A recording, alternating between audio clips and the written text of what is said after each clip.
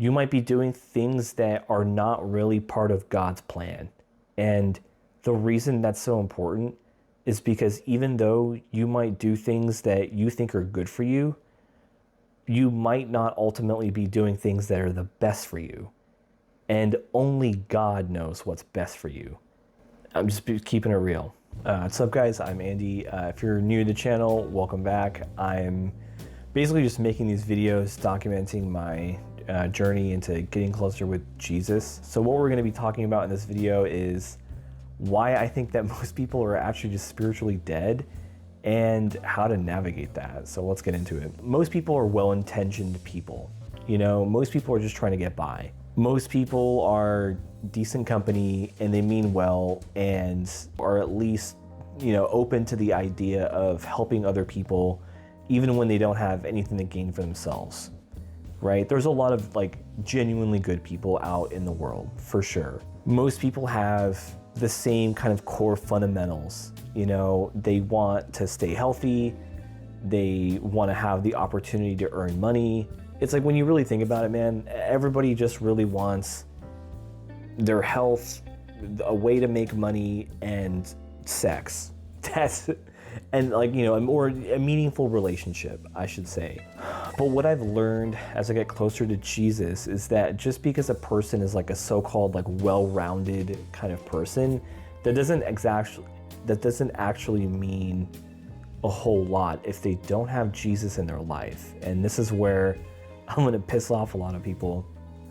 Look, man, you can be healthy, you can be fit, you can have a good career, you can be married to a wonderful person, but if they don't have Jesus in their life, then I would actually argue that they're still in this kind of dormant state where their spirit isn't actually fully activated yet.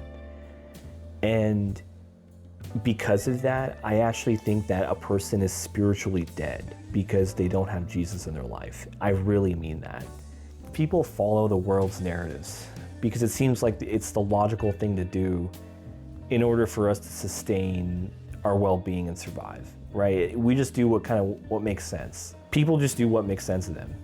And there isn't anything inherently wrong with what they're doing. No matter what endeavor they pursue, they'll likely still feel a tiny void in their life that no worldly matter can really truly satisfy. I think that tiny little void it's almost like some kind of like tiny amount of like dread or something. It's almost like this never-ending kind of dread that it's never really gonna go away. And I think that it's often suppressed, and people suppress that void by distracting themselves with things.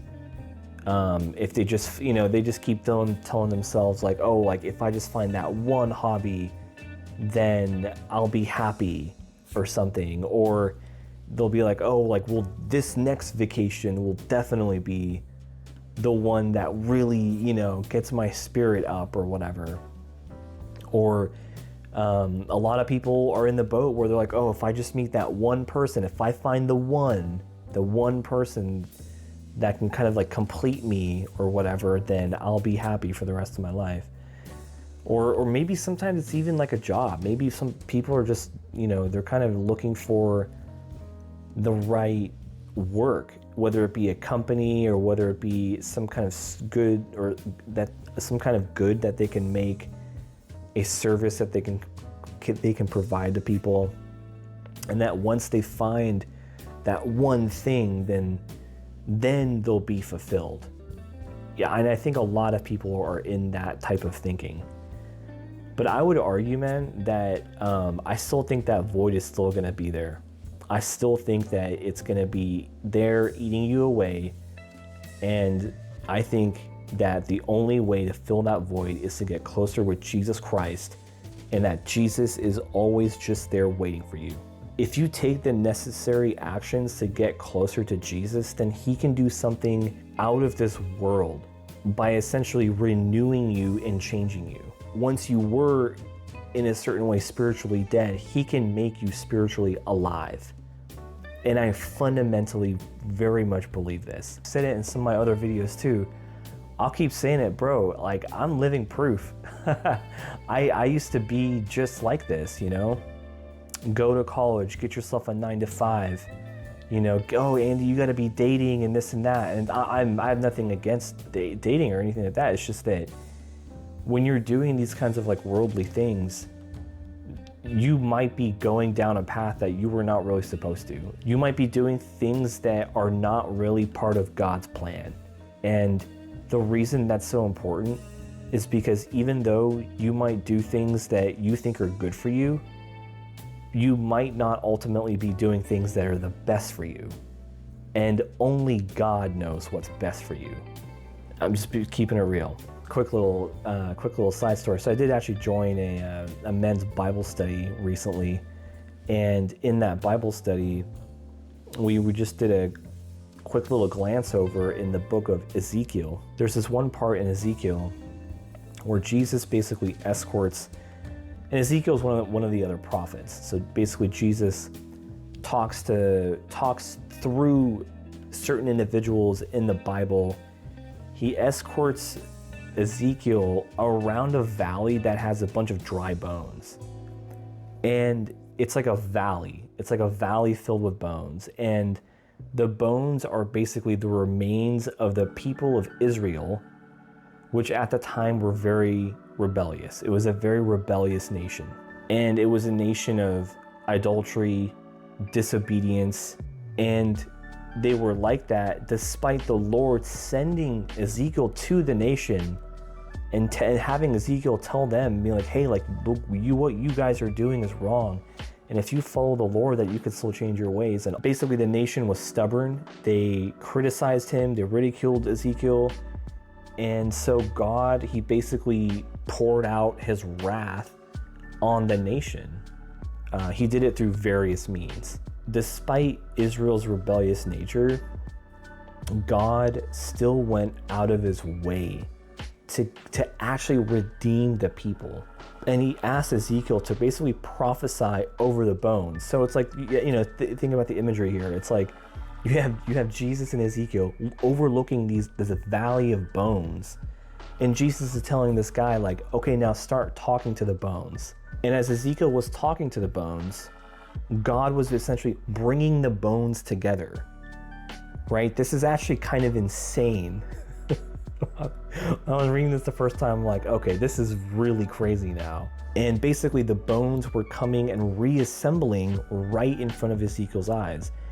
And the bones started growing muscles, fibers, etc. And pretty soon, whole people were being formed right in front of Ezekiel's face. And the Lord continued to ask Ezekiel, hey, like keep talking to these, keep prophesying over the people and to give them breath.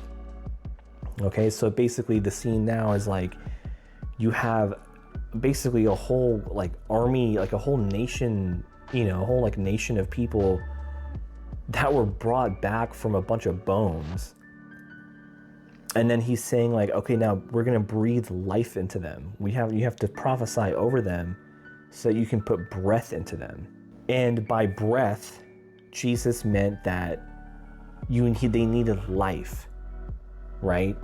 So it's like the people needed a new breath, which is symbolic for a new life, right? Does that make sense?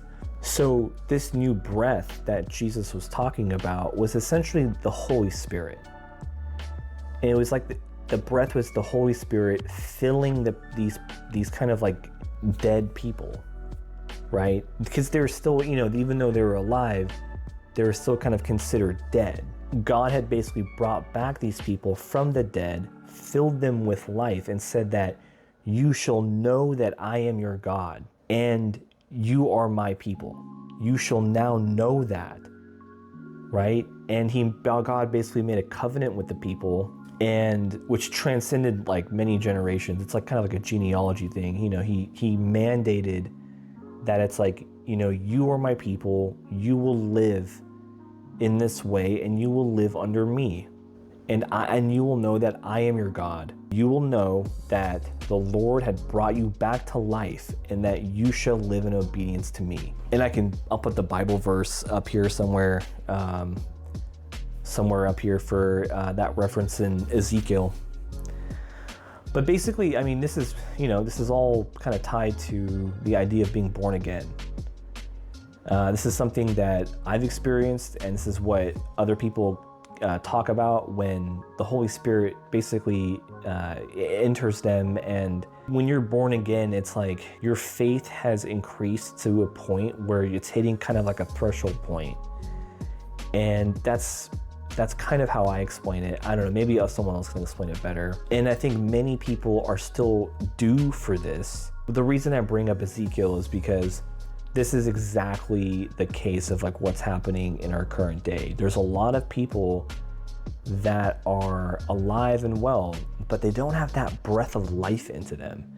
And I know that sounds counterintuitive, because you're going to tell me, oh, well, Andy, I'm alive and my heart is beating. You can't tell me that I'm dead. But I would still argue that if you don't have the Lord with you, then you are still spiritually dead, because once you have Jesus on your side, then you are going to level up so much.